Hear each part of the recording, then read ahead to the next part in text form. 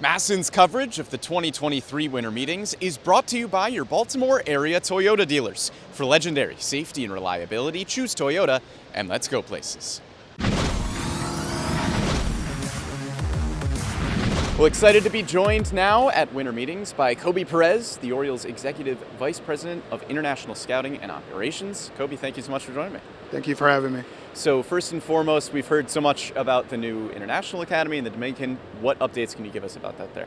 Yeah, we feel pretty optimistic that at some point this winter we can get that going, yeah. Awesome. Koby, some things are really humming on international. I mean, everybody knows how Basso flew up charts. We want to ask you about him too, but how is the whole program coming along right now? I know there were 7 Orioles taken in the Dominican Winter League draft. I think the most in baseball, or among the most. So some things are really humming here for you guys. Yeah, for sure, Steve. I think, if you look at some of the public lists in the Florida Complex League, we had 4 out of the top 20 prospects on there. So that just speaks to our process and our player development, developing these kids.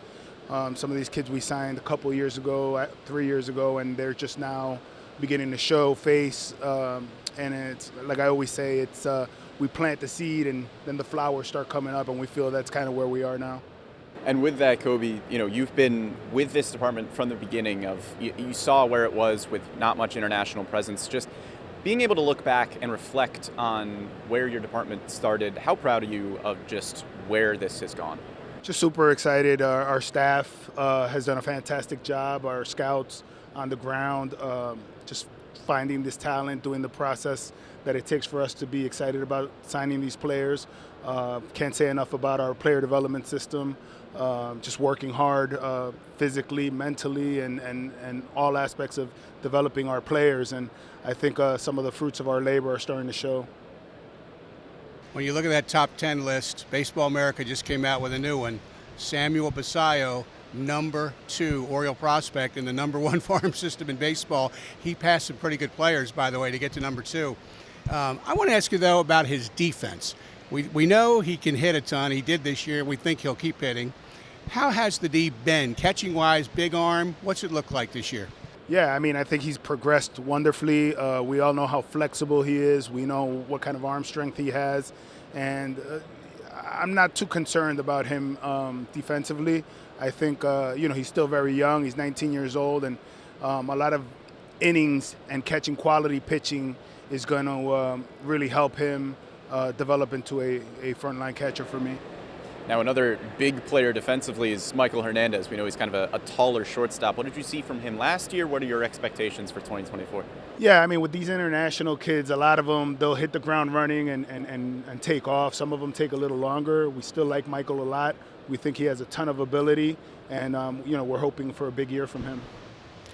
One of those guys you mentioned ranked, and this is the Florida Complex League. Top 20 prospects, Baseball America, 4 Oriole International players among the 20, pretty strong. And Brayan Toa, one of your top tower guys a couple of years ago, 800-plus OPS, had great plate discipline skills. I mean, beyond that, he was kind of doing it all in that league this year. Right, yeah, no, he's a talented kid. He's got a lot of ability, a lot of tools, and really our player development staff has really gotten the best out of him so far, and we expect that to continue. A lot of exciting prospects that you guys have signed over the years. We'll hear about the new class in January. Obviously can't get into too many specifics yet, but how are you feeling about that class coming up?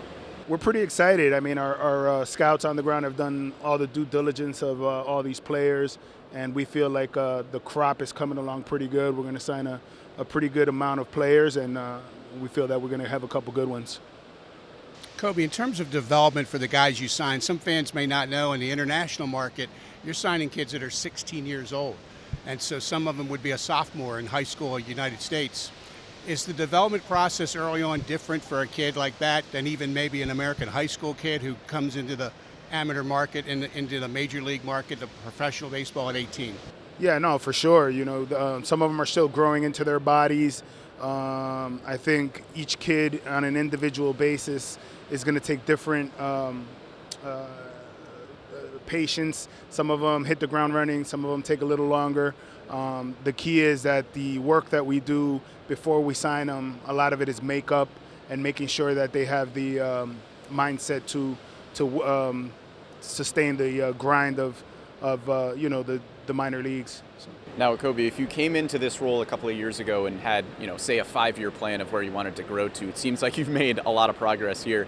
What are you hoping the next 5 years looks like? What are some things and some areas where you feel like you guys can continue to grow?